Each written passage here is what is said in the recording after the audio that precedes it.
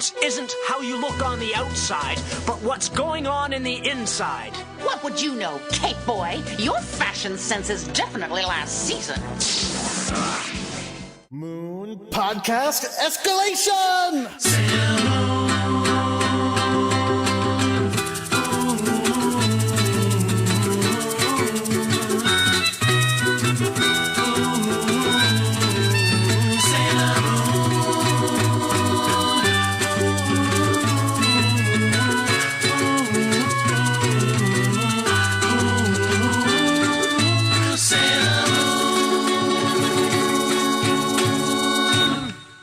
Everyone, my name is Jordan D. White. My name is Chris Sims, and this is Sailor Business. It's the podcast where we sit down with a friend each and every week to watch an episode of the classic 1992 Sailor Moon anime and talk about just why it is that we love it so much. Welcome back, everybody. We've been on our holiday break. Yeah. What's a New Year's tradition, Jordan? I know that the chopping the melon in half is summer, right? Resolutions is the only really tradition. And New Year's dreams. That's the New Year's tradition in Japan. What? Really? You don't know about New Year's dreams? No. Have you not read as much manga about children as I have? No, I have not. Okay, I might be getting this wrong because it's mostly informed by the events of Azumanga Daioh, which is where I learn everything is from comics. But no, it's your first dream of the new year kind of sets the tone for the year that you're going to have. Oh gosh, do I remember mine? Yeah, mine was pretty stressful. I don't really remember it, but it was definitely an anxiety dream. Are we talking about the dream you have on New Year's, like after the ball drops on midnight and then you go to sleep and the next dream you have? I mean, look, in manga, that is how it works. Okay.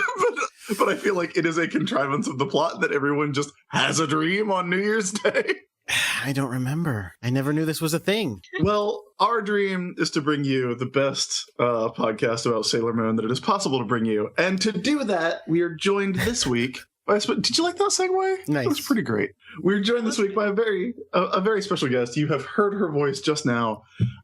She is a former storyboard artist for Archer and was recommended to us by Shannon Maynor, one of our favorite friends who has stopped by in the past. Cassidy Stone is here. Cassidy, welcome to the show. Hello. Oh, thanks, guys. So lovely to be here. How are you? Did you, here's a question that I want to pose to all of you. All two of you. Yes. Both of you is how that is normally said, I think. Listen, let me peel back the curtain and explain that I am halfway through this cup of coffee. Did you get any Sailor Moon gifts over the holidays? I know Jordan did. I know Jordan got one. Oh, man. This was pretty Sailor Moon intensive holidays, I must say, actually. Was it really? That's awesome. Yeah, I got all these Sailor Moon socks. Ooh. Yeah. I think my favorite is my sister got me a little Sailor Moon mug, and she got me a little Sailor Moon tea to go with it. Now, what was the mug? Is it just like a mug with Sailor Moon on it? Is it a mug shaped like Sailor Moon? Is it like a that would be Euro amazing, mug? and use her hair as the handle. I'd love that. But no, it's like a mug with her bed pattern on it, so it's all purple and got little... Oh! It's so cute. We love her bed awesome. pattern. Yeah, we love that. I had hot cocoa out of it this morning to get ready for the podcast. Nice. That's pretty great. That's pretty fantastic. Jordan, did you get any Sailor Moon themed holiday gifts from really cool people who buy you really cool gifts? I did. I got one. I got the Fig Arts Tuxedo Mask figure from Mr. Chris Sims. It was a hard choice between that and Chibiusa. I almost got you Chibiusa. Well, I'm really glad you didn't get me Chibiusa because I definitely prefer Mamoru to Chibiusa. The thing I'm torn about is, do I take it out of its box or not? Oh yeah, you obviously take it out of its box. You obviously take it out of its box. Okay, well then I will, because I'm like, oh, it looks so nice, and I don't want to ruin it. But he has like 4 heads or something that I can switch between. It looks like he has the little moon locket, and he has a rose. And he's got his cane. He does have a cane. Yep. His cape, I believe, has points of articulation. No, really? Okay, well, I definitely have to take it out. I think so. Oh, that's so awesome. Chris, did you get any Sailor Moon? Because I know I didn't get you a Sailor Moon gift. No, you didn't. You did give me you got me a gift that is reflective of projects we have worked on, just not this particular project. You can tell people what I got you. You got me God, how big are they? Because they're like Are they 12-inch? They're 12 inches. You got me the 12-inch Toy Biz action figures of Cable and Bishop. Fresh from the 90s. Fresh from the 90s, which I think I had Bishop. I know I had Wolverine, obviously. 12-inch Wolverine?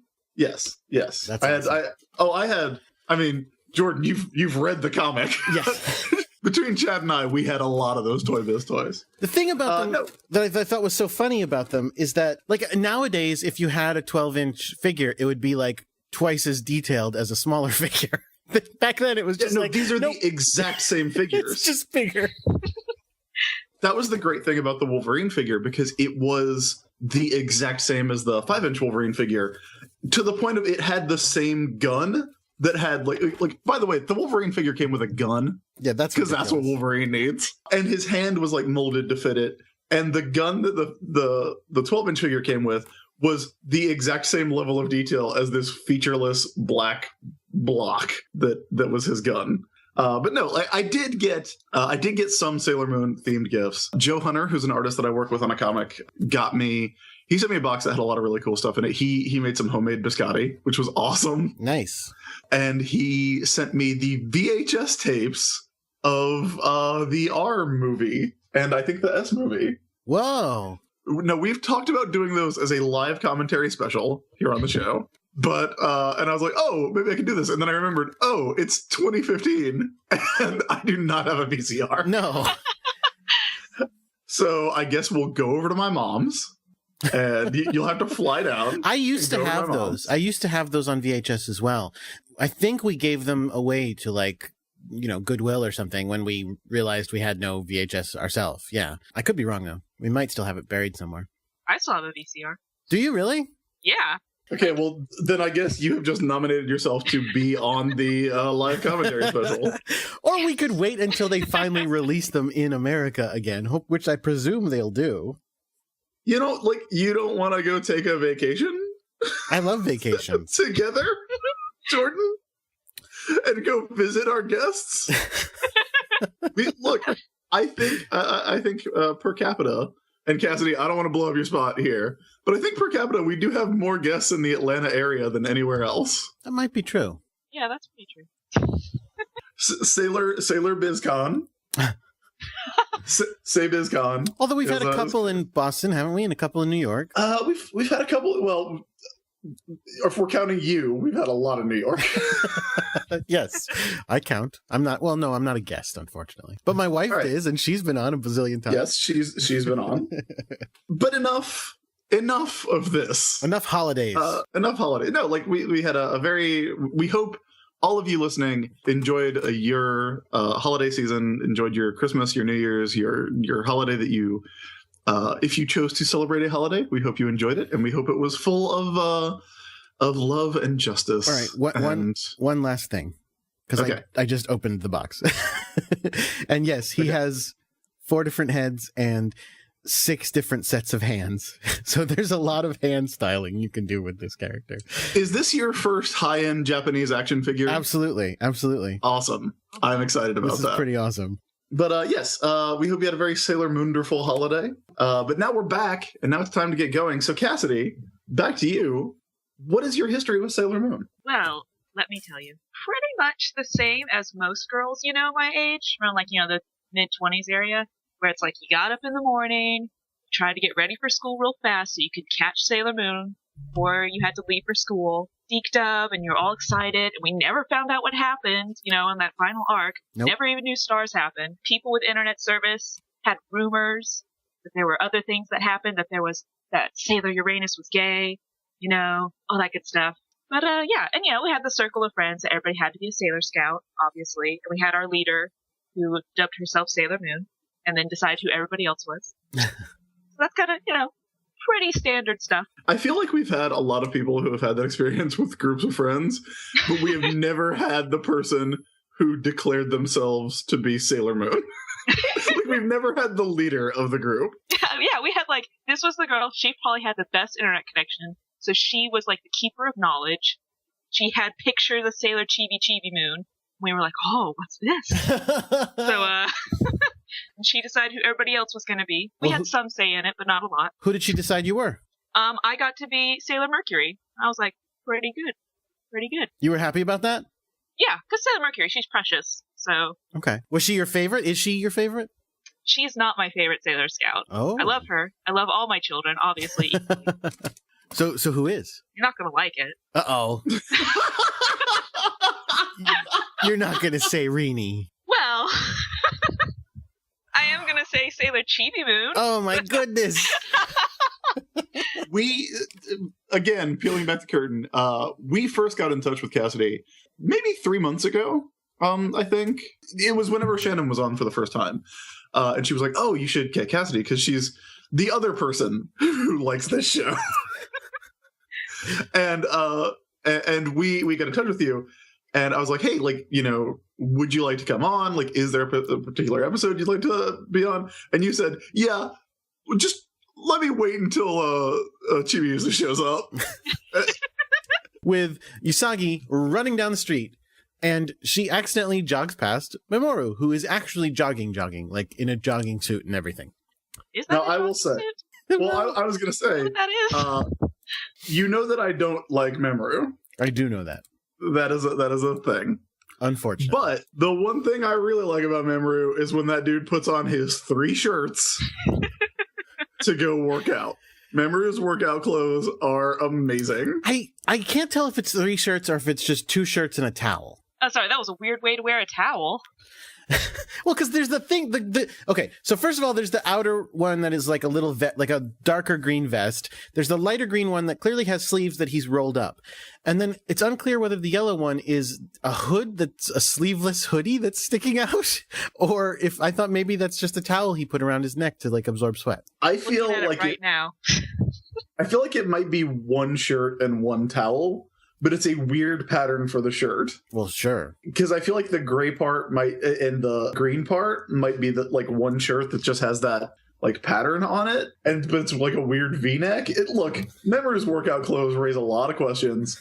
I like that he's wearing sweatbands on 1 arm, but not the other. Give himself a little flash. It's to dab at his forehead. That's all it's for. Not into it. Well, anyway, he's out jogging. He's out for his morning jog. And he thinks Usagi's out for a morning jog because he doesn't know his girlfriend at all. He says, I'm impressed that you go out jogging every morning too. No, she's actually... Oh, well, she gets distracted for a moment by loving him so much. This is amazing. because she sees Mamoru and she turns around, stops what she's doing, runs and shoves her face into his body. His sweaty, gross jogging body. Yes. And then she's like, oh, Mamoru, I love you so much. And our miracle romance transcends time. And we're going to be together forever. There's nothing that could ever break us up. We're always going to be together. We're destined. He's like, yes, Usagi, we're destined. And then Luna shows up and goes, Usagi, you are investigating a possible kidnapping. Please stop getting distracted. Yes, it's too early in the morning for that, is what she literally says when she stops them from kissing, which is kind of bullshit. I didn't know making out had a time limit. So. I think she's actually trying to make it so a teenager and an adult person are not kissing on the sidewalk, but that's my guess. We actually did get a letter about this. Oh, no. Someone wrote in to tell us that in Japan, you can't make out before 2:00. No, I'm kidding. That did not actually happen.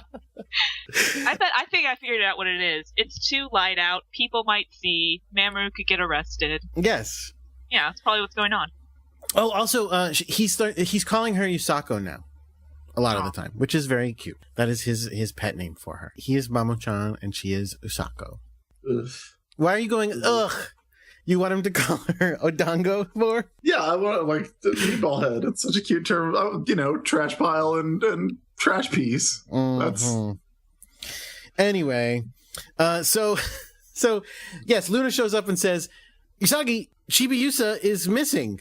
Which now here's I'm like, why does she care that much? Like, okay, I guess it's a child and you don't want it is a child. It's a child. Why do you care this 5-year-old child But it's disappeared? It's a child who has mysteriously insinuated herself into her life and that she kind of hates. Yeah, but like Jordan, even if there is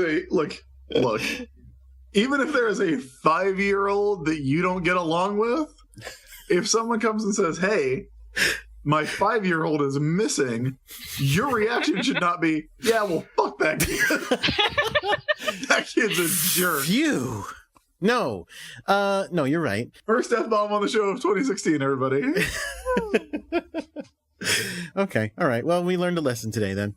What lesson did you learn? What lesson did you learn that you did not previously know? Help Jordan B. people White. look for their 5-year-olds, I guess. Anyway. Good lesson. Okay. Good thing to learn. It's too early in the morning for this, Chris. So Chibiusa is missing. That's another thing about it. They're just running. I mean, here's the deal. They will actually get to her in a moment because they are running. But I don't know, where are they running to and why? I feel like they are literally just looking for her. Like their eyes are open. And so they are like literally just going around looking, and by running they can cover a lot of ground. Okay, well, they are successful because there she is sitting sadly on a swing set. I will say, when they take off running, we see them from behind, and instead of like, because of the perspective that we're looking at, instead of drawing Usagi's ponytails like trailing behind her as she runs, they spread out like airplane wings to indicate motion. So then they find her sitting on a swing set, sadly, and she's just being, well, I mean, she's being a child who is, again, we know a little bit more about her. She's from the future, so she's sad because she's lonely and doesn't want to be here anymore. The weird part, again, being that they find her and they don't like run up and go, "Oh my God, there you are!" They kind of take a moment to stand there in a like cute way, like with his hand on her shoulder, going like, "There she is, our daughter." Except they don't know that Our part. daughter from the future. They can see she's having a moment. Just giving her some space, like, oh, this kid's going through some shit. You know, just let her be for a sec. And then she says, "Daddy, mommy." Now, in the Japanese version, it's clear that the acting is like, she's like, "Oh, Daddy, mommy, like, I miss you." But the way they recorded it in the Deke dub, because we are literally looking at her parents, it just sounds like she's going, "Daddy, mommy," and that's it. And it's like, and then they go, "Hi," and she's like, "Whoa, I didn't know you were there." Anyway, weird. So they say, "Hey, we were worried about you. Don't run away anymore, because Jordan D. White ain't gonna go look for you." No, but look, don't you gotta understand where I'm coming from here. Because again, this is not just... Do I? This is not a friend of yours shows up with an annoying kid and you're like, "Oh, I don't like this kid." This is a friend of your... There's no friend of yours. Just the kid shows up and goes, "Yeah, I live with you now." And you're like, "What? No, you don't. Get the fuck out of here." And the kid is gone and then you go, "Good, okay, that's as it should be." The kid is gone. It's clearly a kid in like some sort of distress. Who pulled a gun on you? This child has guns and, you know, Rohypnol and stuff, but like clearly she's in trouble. Yeah, I'm not Jordan, so sure. I mean, So Chris, hold on. You're saying this kid pulls a gun on you, drugs you, or tries to drug you, I should say, and it makes everyone you know think you're crazy because you don't remember and love this kid. And you're going to be like, "I better go find this kid." I'd be like, "Well, I don't want this kid to mysteriously vanish because She mysteriously appeared. From that, What's the difference? Mysteriously appear, easy mysteriously appear, easy mysteriously disappear. There you go. I mean, look, on a purely functional level, Jordan, if she's not around, you don't know what she's up to." Oh, keep your annoying children close. Is that how it goes? Exactly. Yep. Like, I would be all for getting Chibiusa out of my life if I was Usagi. I'm all for getting Chibiusa out of my life right now. TBQH. But, like, you know, I want to hand her to the police, not just have her run away. The police. Hand her to the police, not to like someone in a van. So Real quick, if Rubius and Pets and Calaveras and all them, like, why didn't they just dress up as like child services and show up? That's the best plan. Oh That my is the God. best plan. Well, because her family would have been like, no, that's our cousin. We are good. You don't need to take her. I guess so. So Memoru's like, hey kid, why don't you come with us? Like, we'll take you home. And he like puts out his hand, and Chibiusa takes his hand, and then we we get one of those as Memoru has visions of Crystal Tokyo. And this is the start of what I am going to declare as the worst plot of Sailor Moon. You're Yeah, a that's jerk. fair. No. Fair. No, Memoru breaks up with Usagi but can't tell her why is the worst. Okay. I don't think you're right. This is Okay, like, is there a worse plot? Like, do you agree that it's bad?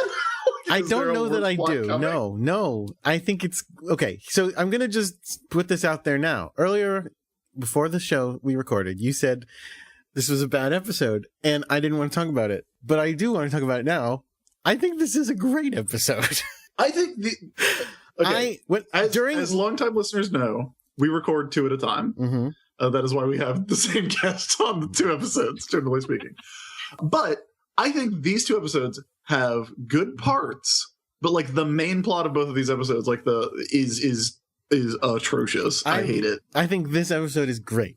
I wrote down in my notes, Chris, not for this scene, but for the scene where she goes to his house later and they have the fight. The note I have is, this episode is great, Chris, so suck it. Because I knew Did you write this? Did you write this last night? I did, because I knew I was watching it going, this is all great. And I was like, Chris is going to be thinking this episode is super dumb and I don't care. Oh. Yeah, I'm gonna be Amazingly, like, on my notes, it says this is terrible. I'll be like, okay, happy medium. I was like, this is a great episode in that it's very emotional. The acting and everything's really great. Like, I was heartbroken for Usagi. Yeah. On the other hand, this is the stupidest Mamoru's ever been. I came to this like, I'm going to defend Mamoru. He's an okay guy. Yeah, he's like 43. It's all right. And then he does this. I'm like, all right, well, that's fine, I guess. All right. I don't like that's the thing is like I feel bad for Usagi in this episode. So it is effective emotionally, but it's there's no sympathy for Memo in this, because I mean, I don't know if we want to get into how this turns out and the actual reason, because we don't find out the reason for a long time. So then, no, not yet. Let's wait. I mean, because Okay. I don't remember But, like- all the details. I know it's a vision from the future. I'm pretty sure he thinks she's going to die. Like, they're going to kill her. And so he's Yes. trying to protect her by saying, if we don't ever get together, then that future won't come to pass. But it's dumb and stupid and garbage and makes no sense and is based on a weird lie. Oh, well, we'll find out. Look, just give him the benefit of the doubt. He's trying to save his love. He is, but like, okay, Aiden and I have had this conversation because we've watched this series of episodes twice together now. And we were watching it in bed last night, and I'm taking notes, and Aiden's reading a book, and she looks up from her book and just goes, hey, and again, I'm going to try not to spoil it for anyone who's experiencing it. She goes, hey, if someone tells you that you have to break up with me or else something terrible is going to happen to me, just tell me. Like that is the case. Just be like, hey, I had a vision that you're gonna die if we don't break up, and that's something we need to work through together. Don't just suddenly be cruel. All right. Communication is very important in a relationship. Yeah, So. these two have a bad relationship. Okay, listen, I'm going to give you it. That's kind of fair. They don't communicate. But here's the deal. But part of that is because, okay. I mean, you're right. He should not think that Sailor Moon, who is, again, a superheroine, cannot handle stuff. That being said, she is a child. And so, in some way, he's So going, which is it, Jordan? a little of both. A little of both. So which is it? Is she a child who shouldn't be in this relationship? Or is she a superhero with a miracle romance and everything's fine? No. I'm not saying she shouldn't be in the relationship because she's a child. I'm Pick saying one. she's Pick one. not emotionally. Pick a side. Pick a side. It's a little of both. She's gonna grow up eventually, maybe. No, she won't. No, she won't. We've seen her in the future. She is eternally Sailor Moon. Well, she gets like a mature voice sometimes. Unbelievable. All right. Well, let's get back to the episode Moving because on.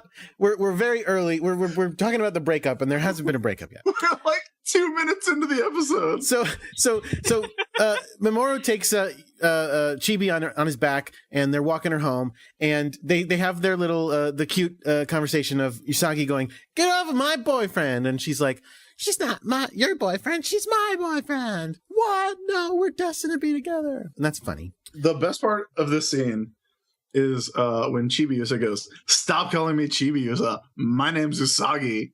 And Usagi goes, "No, I'm Usagi." And in the new dub, the Viz dub, she says, "I'm the only Usagi around here." And it's like neither Usagi nor Chibiusa can even imagine the idea of someone else having the same name. No, there can only be one. Except then, of course, Mamo-chan calls her Chibiusa, and she decides she likes it Yeah. because he thinks it's cute.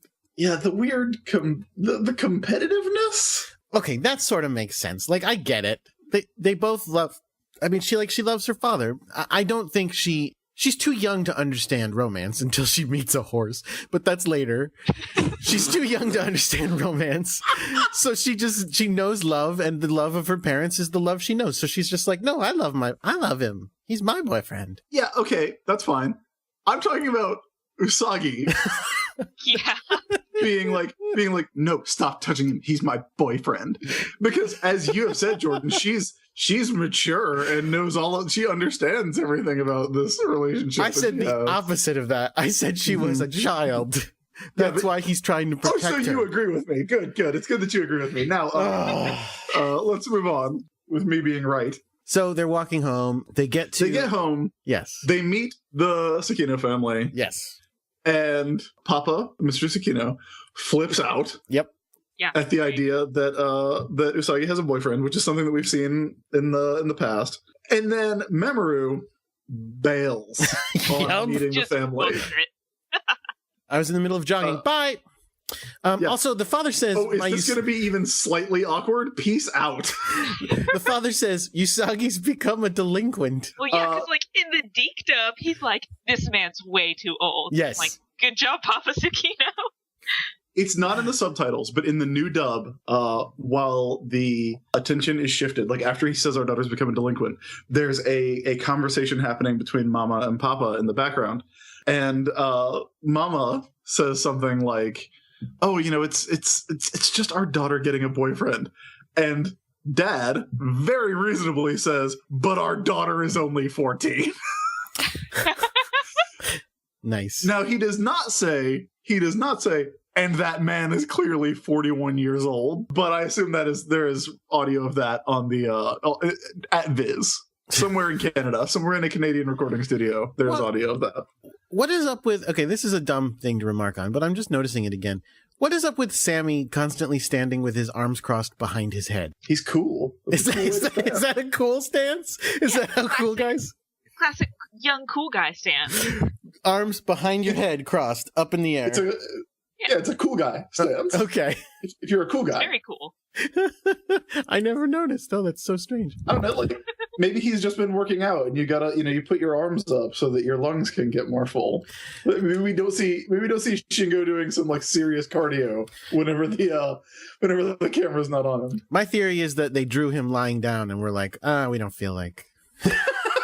just flipped it up. Yep.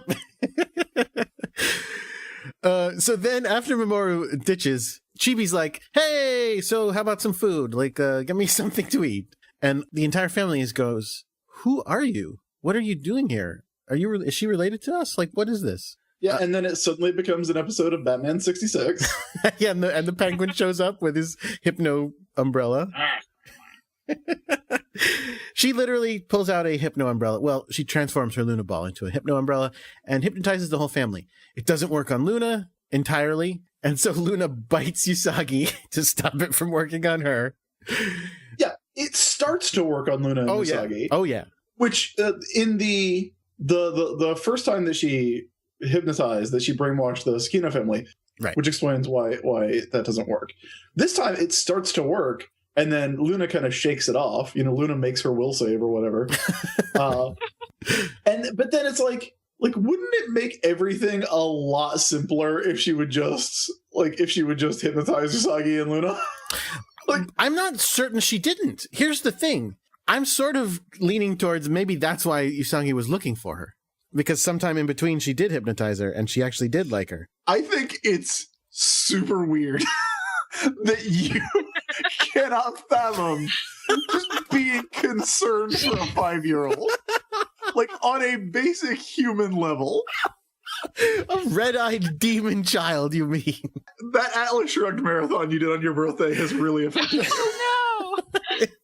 No. Like, where is the self-interest of protecting this interloper? No, I watched it because I hate it, not because I like it. But this girl is trying to ruin her. But she's like 5. She's a precious child. I don't know how precious she is. Look, maybe, listen, fine. You don't have to think that Usagi was hypnotized into liking her.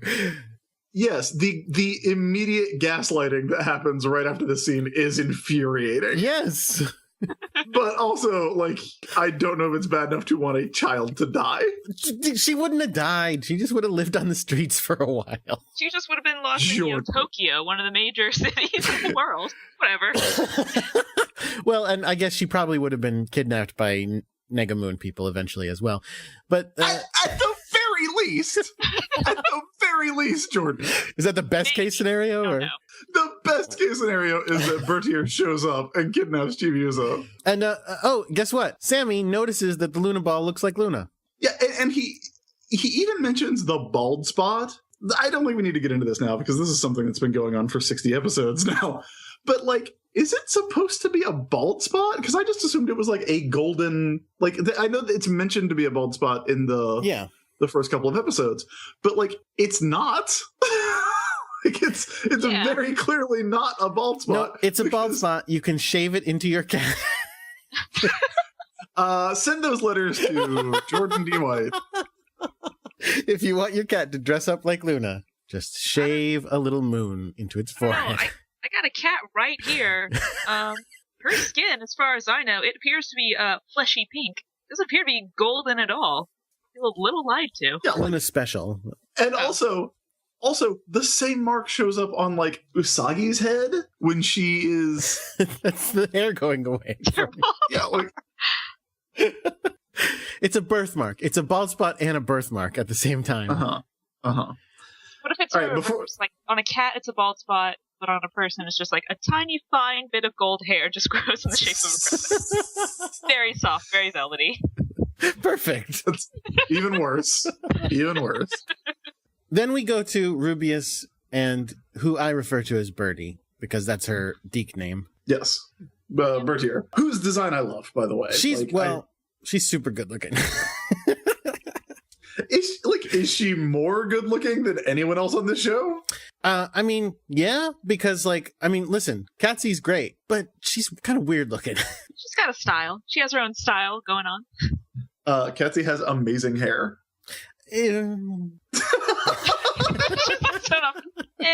Awkward silence. I mean, well, to be honest with you, the one thing about Birdie that is weird to me is the headband, which I think is a headband of hair. I've been trying to figure that out too, and I think it's actually just a headband you think that is the same color as her hair. I don't think it is, because you're thinking that it's her ponytail wrapped around her head. Yeah, like right? It's her hair braided and then wrapped around her head. Yeah. Yeah, but it's not. Like, when you see her from the back, you can see that she's just got her hair in a braid.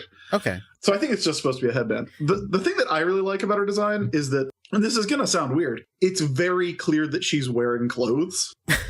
Like, what? Right?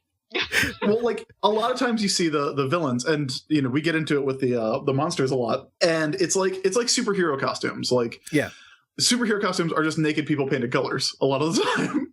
Like, The Flash is just a naked dude painted red, and Green Lantern's just like a naked dude painting green and black. And we get that a lot with the monsters in the show, and even the characters in the show, even though it's a show that's very influenced by high fashion.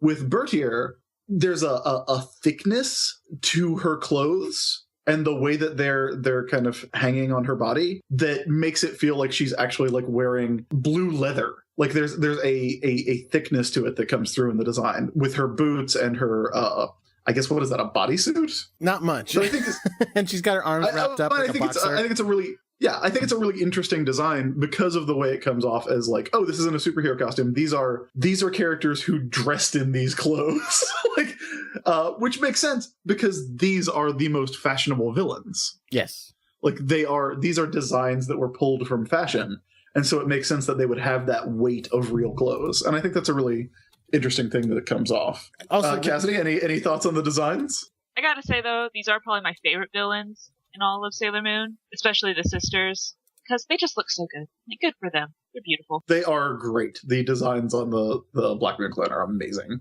Yeah. So now I do know that that headband thing goes away when she disguises herself as a person. Yes. So maybe it's hard to say. It really is the exact color of her hair though, so that's why it's really weird if it's not. Oh yeah, it totally is.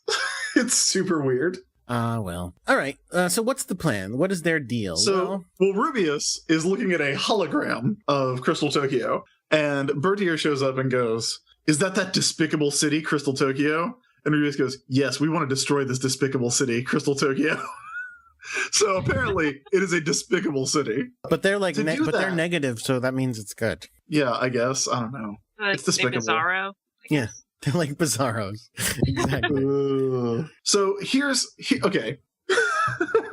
So they need the Silver Crystal and they need Rabbit, who is Chibiusa, in order to go back to the future, Doc Brown style, and destroy the despicable city of Crystal Tokyo. But there's a backup plan. Yeah.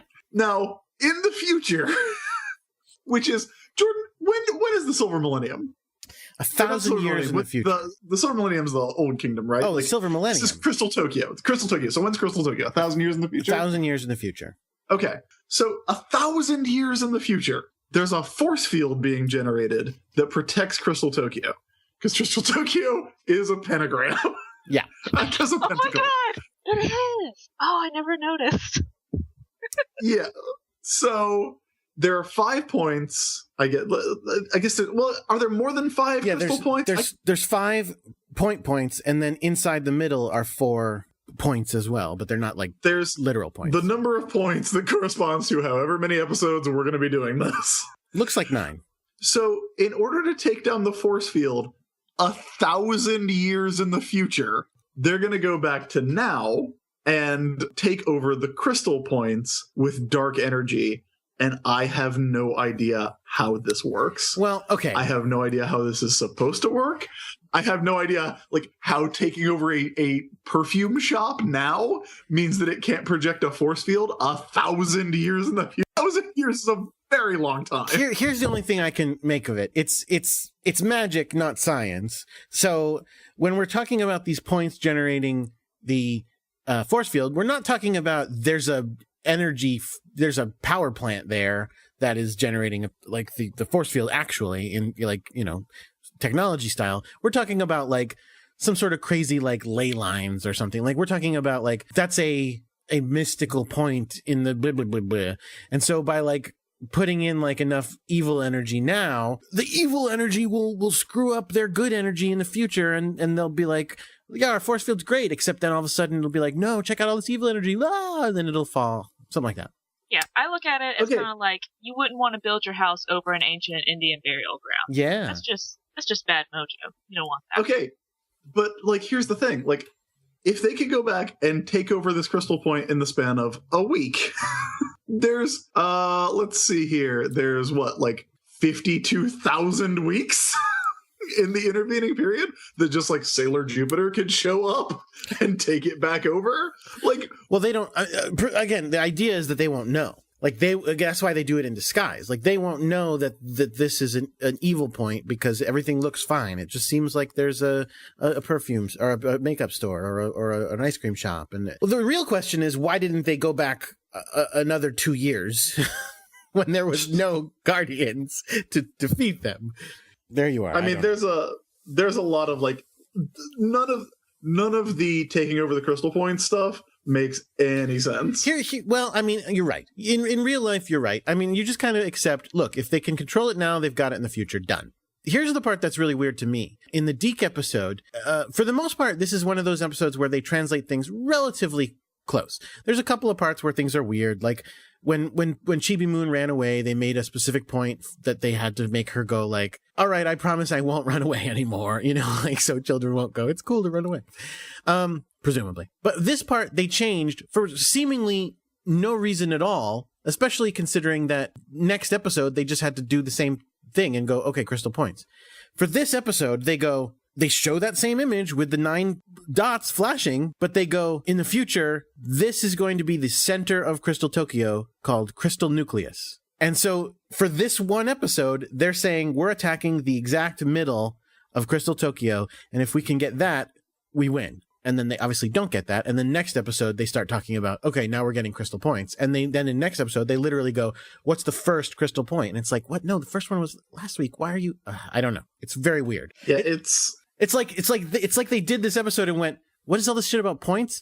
I don't know. Let's just say it's the middle. And then they got to the next episode and went, oh, they're going to keep doing this point thing?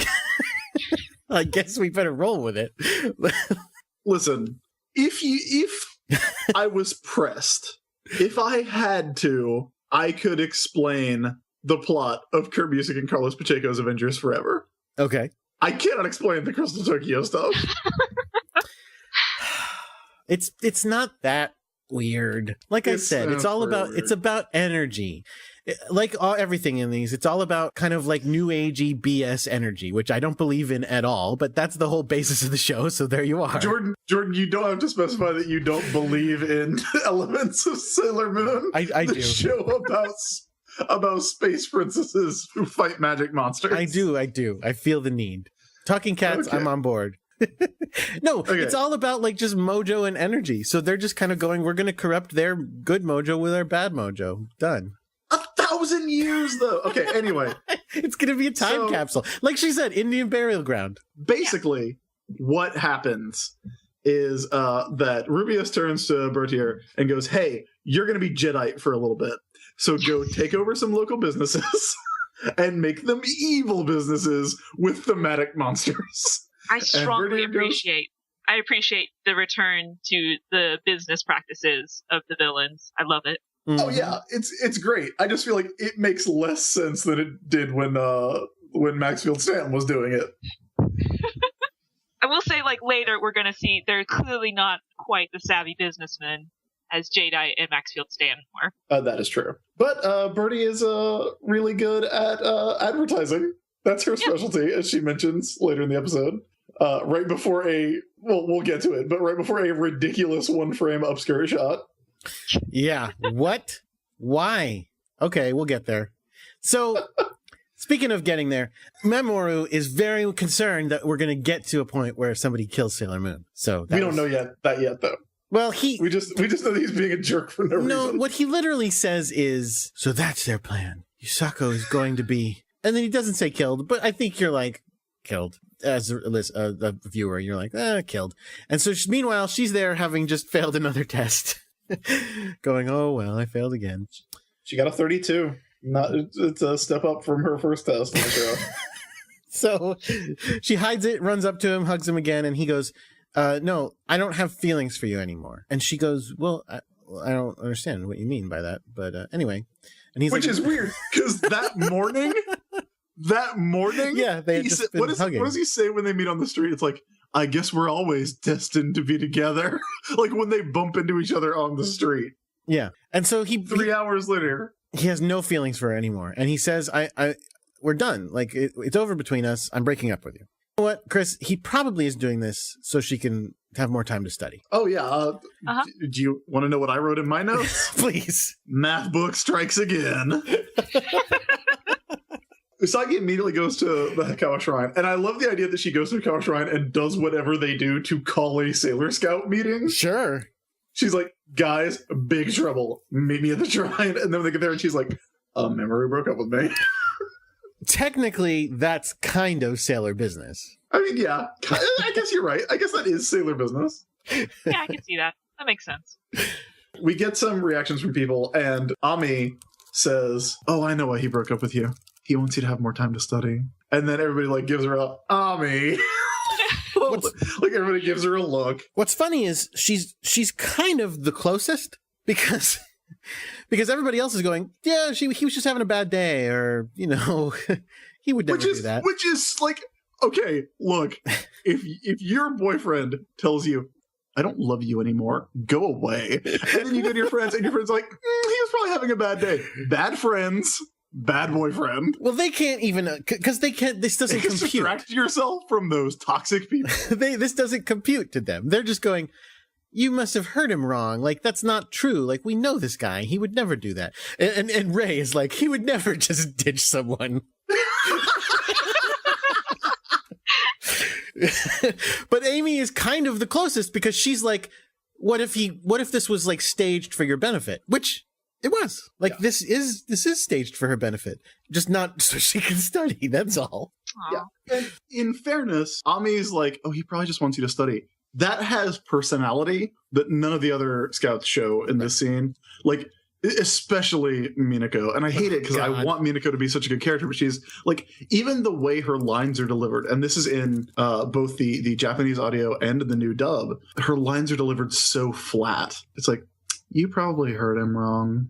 And I don't blame the voice actors for that at all, because she's also kind of animated really flat. Like, she's like cardboard in this scene, which is really frustrating. So at least, even though Ami has been reduced to one thing, at least she's got it. At least she's got the one thing. Like, nobody else in the scene has a thing. Although it is nice to see Rei being kind to Usagi. Yeah. Oh, yeah, I did. That was nice. I was like, hey, she didn't say something bitchy like, oh, you probably did something to really deserve that. That's what I would have expected from Rei. Now, Cassidy, where do you fall on Rei? We talked about Chibiusa. Where do you fall on Rei? Well, like I said, I love all my children equally to a point. And I want to like her because we've all had that. Because I don't know, like other people have said on the show before, like, yeah, we all had that Rei friend growing up. I'm like, well, she wasn't a good friend. I didn't really say a lot more. She's such a bitch. Oh, okay, yeah, she is. Yeah. Okay, well, at least we agree on that one. Yeah. So, but you're right. I do like she was nice here. I do like that she does get better. This is an example. Like, they very easily could have had her say, like, oh, well, what'd you do? Like, what did you do to deserve this horrible treatment from your 38-year-old boyfriend? And instead, she's like, maybe Chris is mean. Like. Maybe Chris is meaner than Rei. He's the one sticking in the 38-year-old or 39-year-old. No, I don't think so. Now we get to the scene where I wrote down, this episode is great, Chris, so suck it.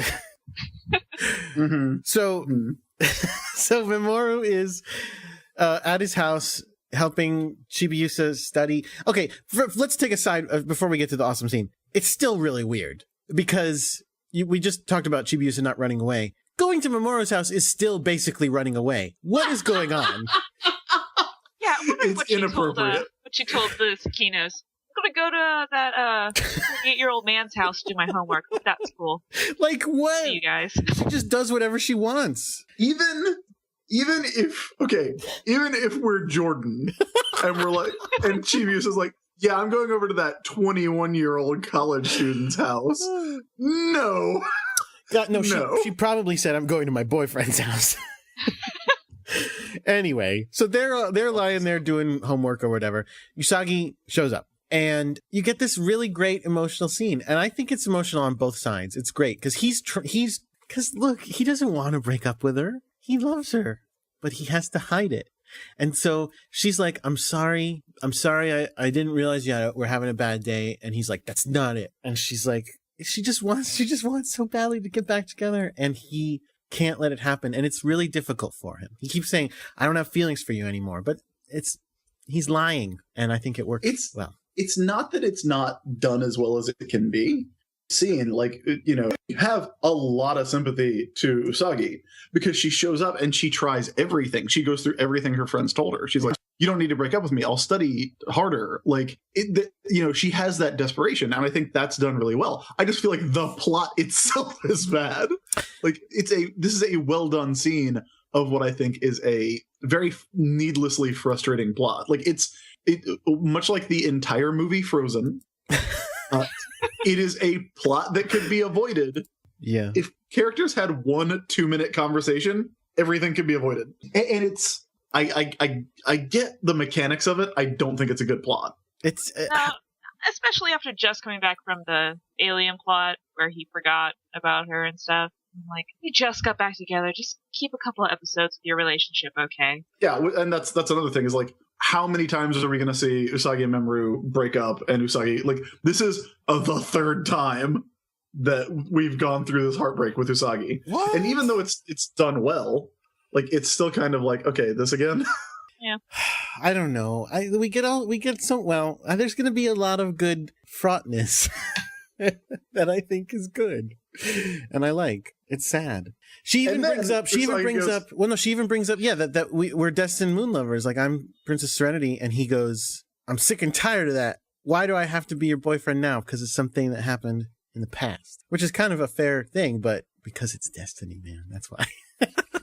Then Usagi sees Chibiusa's shoes and goes, wait, is this because you like Chibiusa more than me? Which is another element of the plot where I'm like, oh, all right. Oh, so all right. creepy. No, he goes, no, that's ridiculous. And for once, he is right. Yes. She So leaves then we get some phone booth crying. in tears. We get some Usagi crying in the phone booth. Sobbing. I won't be able to bring him home to meet you, Mom. I'm sorry. It's so sad. That was so sad. I wish we could have gotten Chibiusa like pulling out a picture and she's fading out of it. Like, Back to the Future style? Yeah. Yeah, I mean, that's true. Look, that doesn't make a ton of sense. I mean, what shouldn't she? Well, but we've already talked about, like, it doesn't make sense, her whole situation. Does she not understand? No, I guess not. Why? I don't know. It's not like she looks any different or sounds any different or acts any different or is any different. So it's just weird. Maybe in the future, Usagi, like, fucks with her so much that she's just like, I'm going to go back and fuck with her way worse. Just like, she goes into the past because she needs to find the silver crystal, and she sees Usagi and immediately demands the silver crystal. Did she not put together that the person in the past with the silver crystal and the person in the future with the silver crystal might be the same person? They already. Do you mean Ami? Do you mean it might be Ami? Because that's where she ends up. Yeah. She's going to try, because it would be ridiculous to give it to Usagi. She's so dumb.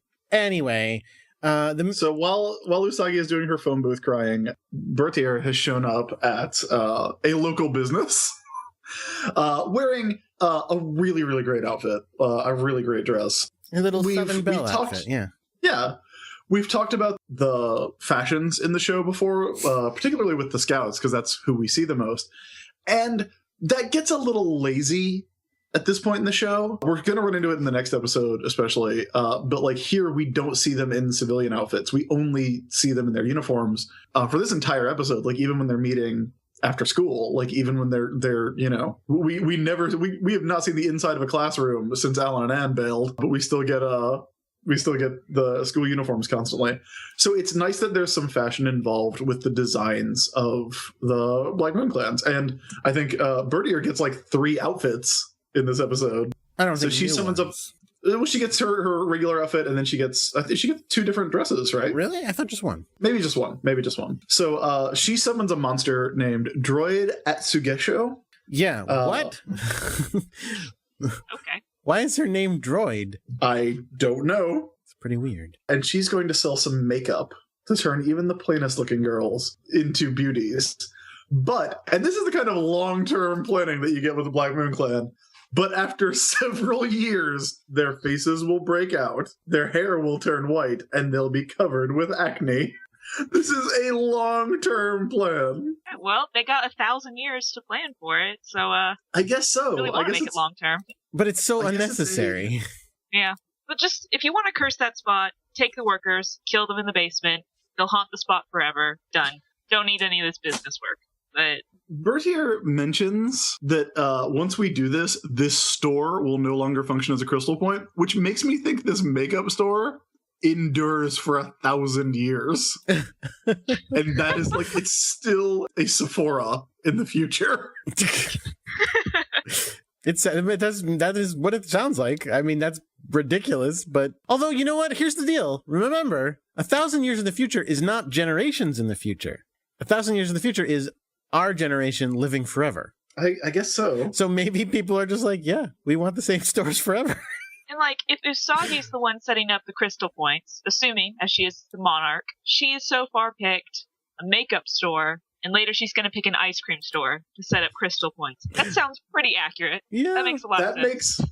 You just made this entire plotline make 10 times more sense.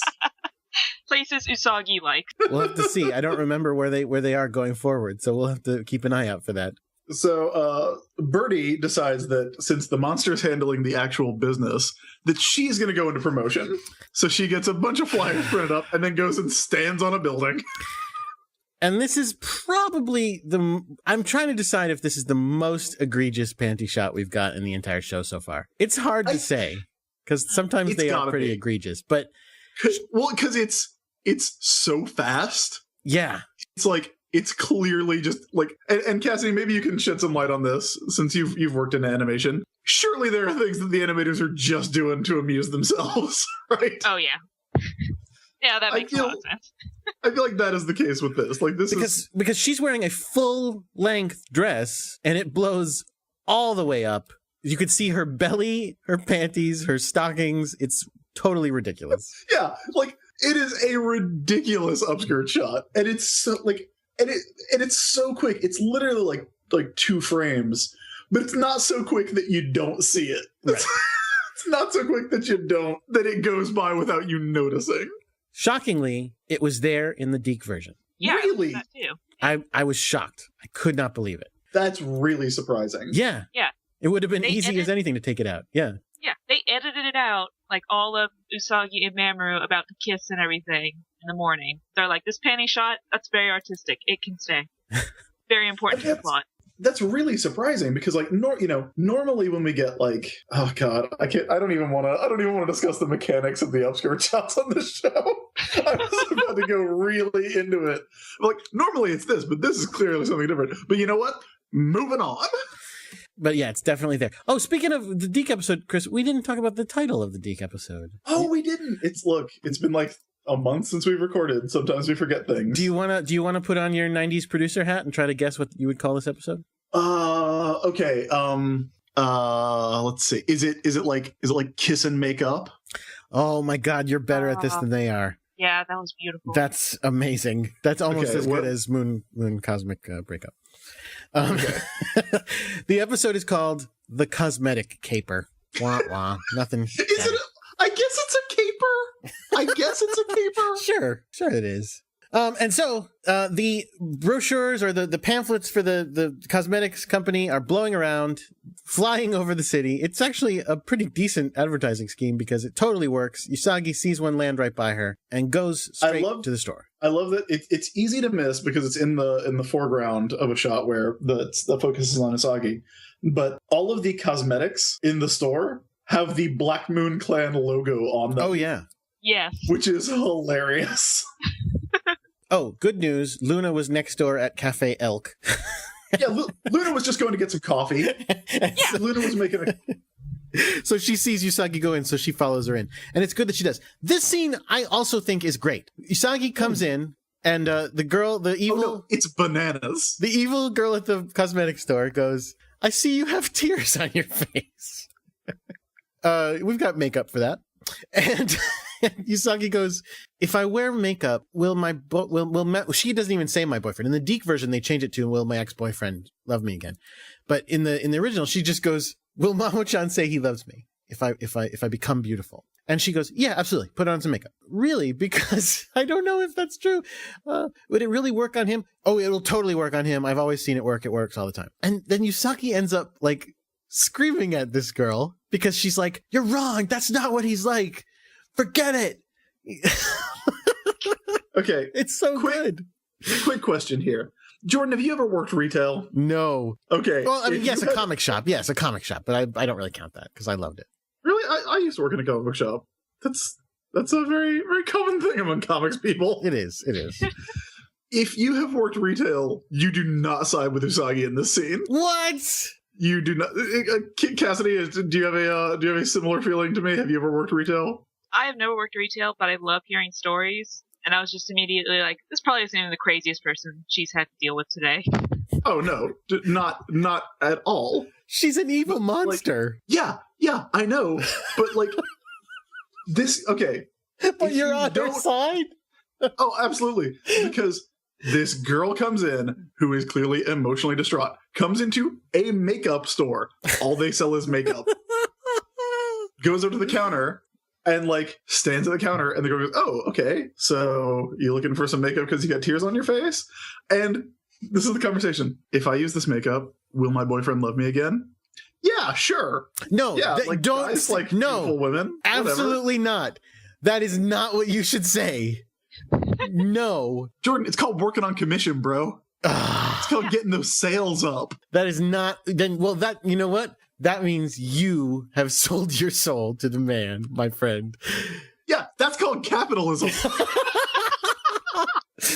I work on comics and I want people to buy comics, but I don't say like, hey man, buy these comics. It'll make your life like so much better. It'll improve your job. It'll make people love you more. No. I do. You are a terrible person. If you buy X-Men 92, 1 through 8 on Comixology right now, you're probably, like, the person you love will love you back.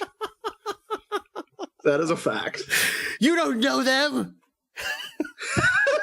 Yeah, so this, like, basically what happens is this girl goes, hey, should I buy this makeup? Like, will it make me more attractive? That is not... Like, no, this is the basics of this conversation. Will this makeup make me more attractive? Yes, it'll make you more attractive. Guys will like you more if you're pretty. No, they won't. Shut up. I hate you. No, you are. Because, like you said, she's clearly upset. Now, look, we're arguing about this as if it were a regular human being clerk. It's an evil monster clerk. So that is why the monster will say anything. But if this was a person, she's a terrible person. Because no, you see a girl who's crying and you don't say, and she comes up and she goes, will David love me if I wear this lipstick? You don't go, yeah, David loves it. That is fucked up and wrong. I don't know. You do if you gotta make sales. That's pretty much how it works. Well, at any rate, Usagi spazzes out. She freaks out. She starts shouting at her. I don't want this makeup anyway. The clerk. Now, hopefully, this is not what it's like at Sephora. The clerk grabs her by the arm and goes, you can't just walk away. All the other customers are leaving because she's screaming at her. She's like, yeah, that's because you're trying to force me to wear makeup now. And she's like, too bad. And then she turns into a monster. Why did she go to the makeup store, Jordan? Why did she go to the makeup store? No, walking into a store is not an obligation to buy. Why did she go to the makeup store and then start yelling at the clerk for trying to sell her makeup, which is the clerk's job? Because an evil advertiser told her it would make her life better, and they were lying. You could probably blame every shop ever for that. But this one was really run by monsters. So anyway, the monster pulls out a giant powder puff and powders herself into a monster. Which is pretty great. I actually really like this monster a lot in terms of look and of what we're gonna get. Of the monster later. Like she has a top with a sort of artistically stretched eyeshadow palette for like as a bikini top, kind of. Like it's a perfume thing on her head, like an atomizer on her head. Like I didn't realize that those were eyeshadow thing on her chest. Okay, I get it now. I think that's what they are. Yeah, I can see it now. Yeah. I love this design. I think it's a super like fun, ridiculous monster design. Yeah. She turns into a monster. Luna claws her in the face. Yeah. Luna's the best. It's a pretty good Luna moment. Luna, Luna's had her coffee. Yep. She's very energetic now. I want the missing scene of Luna in Cafe Elk with a venti. And being like, can I get the Wi-Fi password? Oh, hey, I don't know. Now, I've been kind of tired recently when I was watching the Deke episodes, the last few episodes before this. So I'm not sure if I missed this or if this is the first time. She uses moon star power to transform. Does she? Yes, that is the name of her transformation now.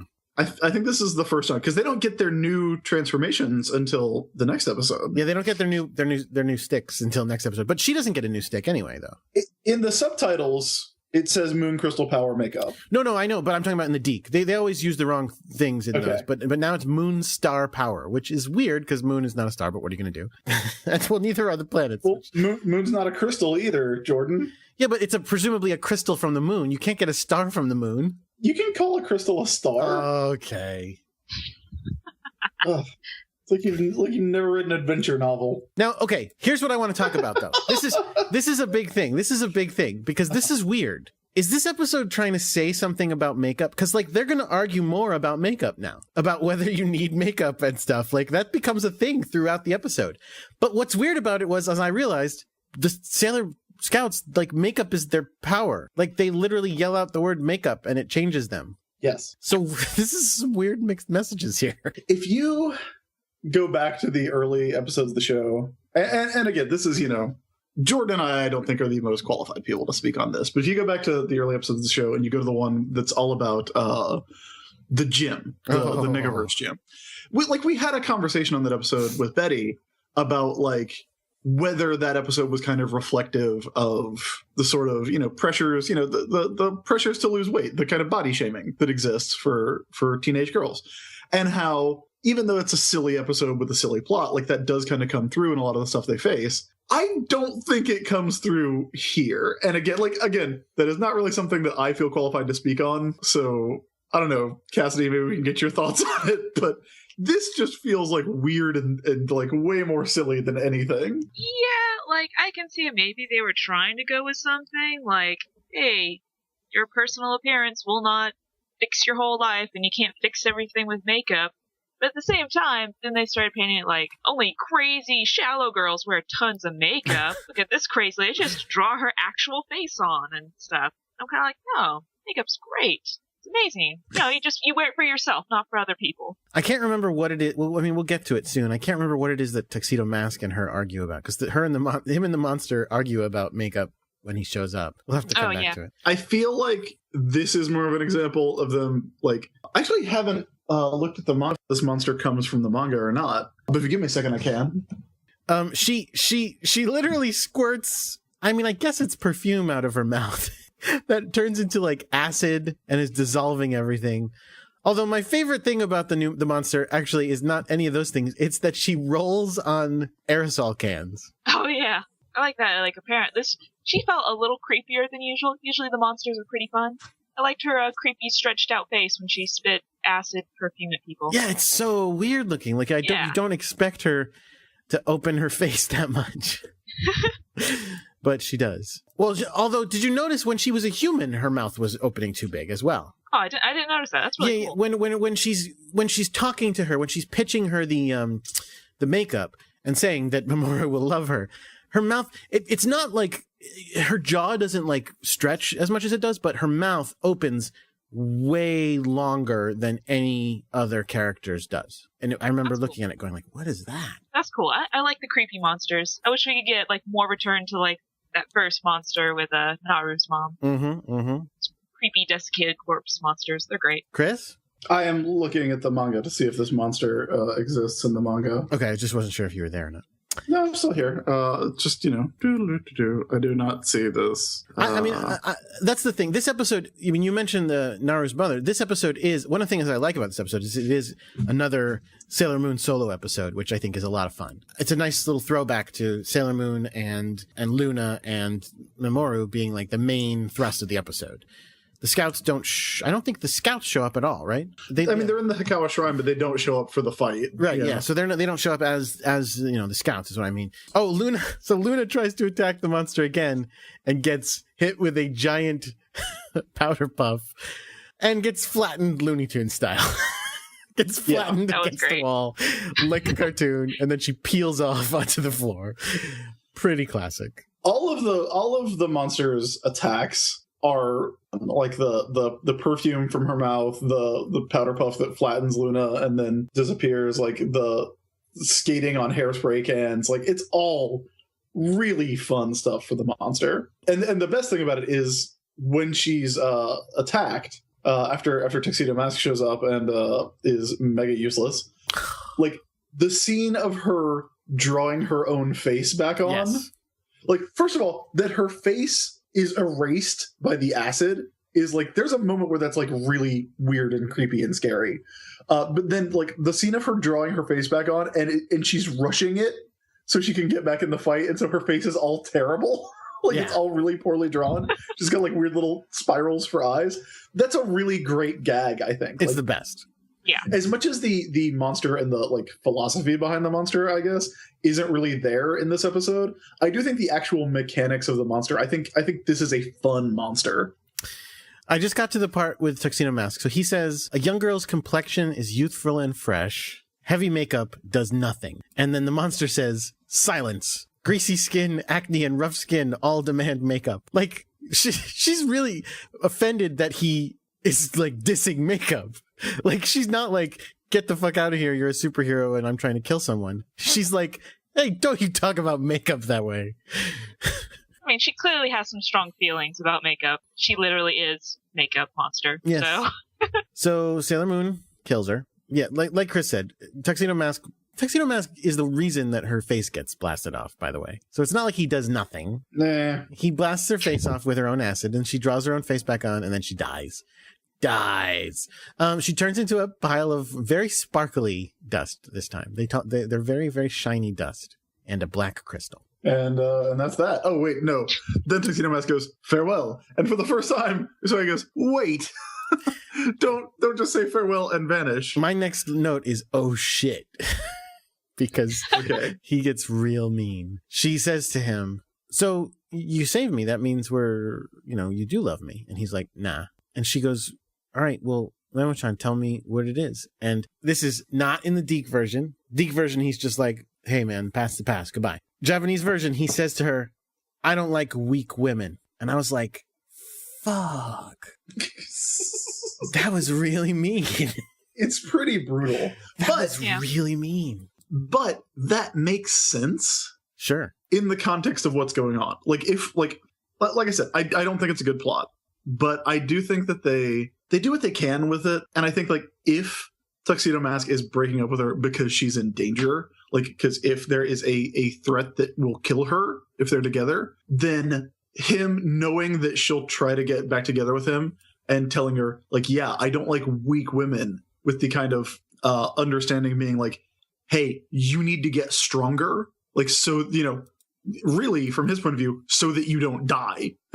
Yeah. Like, that is a thing that makes sense. Like, I mean, in practice, it's like really cruel of him and heartbreaking. But I do kind of like that he knows her well enough to be like, okay, if I say something, if she's when she shows up at his apartment, she's like, she offers to improve herself in whatever way she needs to. And he goes, well, if I tell her this, she'll try to get stronger, and then maybe whatever's going to try and kill her won't be able to. So at least there's that. But again, I still I don't like the plot. And surprisingly, she does take it that way. Because I was just like, oh my God, I can't believe he just said that. And I feel like in real life, if somebody says that to someone, they are going to fucking freak out. Oh yeah. But she goes in her head, all right, I'll become stronger for you. And it's like, okay. Do not in any way seek to emulate the relationship between Memo and Usako, Memo-chan and Usako. Yeah, don't. Yeah, they're destined moon lovers. They're not the usual case. You're not destined moon lovers, everybody at home. Sorry. Or are you? No, they're not. Are you a miracle romance? You don't know. Well, that's different. Anyway, thus ends that great episode that we just watched. Yeah, that's it. And I feel like we learned a lot. I feel like we were probably supposed to learn something. Jordan, do we have a Sailor Moon Says for this episode? We sure do. Do you want to know what it says? No, I was just asking for my health. Oh. Yes, play it. We all like to look good, but Drydos Cosmetics had a real kick. Your skin is special, you need to treat it right, and that means protecting it from the sun. Start using sunblock daily. Lots of people want a dark, cool tan, but too much sun is really not good for you. Yes, especially now that the ozone layer is so thin. Too much sun not only makes you look old way early, but it can cause skin diseases too. Be smart in the sun. Sailor Moon says. That was relevant-ish. It was close. They started out going, like, again, it sounds like they're going to go for the, hey, makeup is great, but like, don't let that be all that your value is. Like, understand that there's more to you than your looks, like things like that. No, they go, yeah, makeup is great, but you might get cancer if you're out in the sun too long. What? That's a bit of a turn. Yeah. We did get to hear Amy talking about the ozone, so that's exciting. Yeah. Hey, everybody, you need to wear sunscreen. Yeah, the ozone layer is getting real thin. Yeah, thanks, nerd. Oh, boy. What, like, you need to wear sunscreen. What a great moral for this episode. Sunscreen. Yep. Because if you walk too close to Darien, it's like the sun. All right. Sorry. So, yeah. So now it's time to talk about what we learned from the episode. It's time for Sailor Business Says. Cassidy, we will start with you. What did you learn from this episode? Well, I learned that, the message was a little confusing. Not sure if I learned if makeup was good or not. I did learn that if your boyfriend breaks up with you, it's probably because he wants you to be really strong and tough. Like, maybe he wants you to be able to, like, lift a house or, something like that. So you gotta start working out. Nice. That's what I learned. I learned that no matter how much you dislike a 5-year-old, you have to help people look for them when they That's go good. missing. I'm really glad you learned that. Chris? I learned don't let Jordan D. White babysit your kids. Hey, was she any trouble? I don't know. It's my impression of Jordan babysitting your kids. That's what I have cats for. The cats will watch the kids. Jordan, we have real learned that cats are very good at watching kids. Real cats are not guardian cats. What? Unless your cat has... Don't shave a bald spot into your cat's forehead and then let it watch a child. Of course my cat is qualified. Did you see its bald spot? Oh, it all works. This is all true. Oh, brother. So yeah, let's start with the episode. Cassidy, what are your thoughts on the episode? I think I talked about mine pretty extensively. I think I agree with you to a lot of degrees. That this is like, it's a dumb episode. It's a dumb plot to introduce. We've done it so many times before, and I know it's just a cheap way to get more attention out of Usagi and Mamoru's relationship, but it's so dumb. But that being said, it's still a really well done episode. The heartbreak was very real. We really felt bad for Usagi and everything. Chibiusa didn't get to do much. That's a bummer. But yeah, and I had a lot of really great moments. I actually really loved the music too when they broke up. That was really sweet, sad. So yeah, a good episode, but also stupid. That's kind of fair. I loved it, but I mean, we'll see. We'll see how this plot works out. I don't remember it being as dumb as you guys are saying it is, but it probably is. We'll find out. I feel like, we've had guests on the show who back me up on this, but it's, I am one of those people for whom the miracle romance is my least favorite part of the show. I am one of the people who thinks the show would be better without Mamoru. You could just cut him out and the show would be great and just make it all about Usagi's friendship with her 5 to 8 friends. Again, Cassidy brought up the point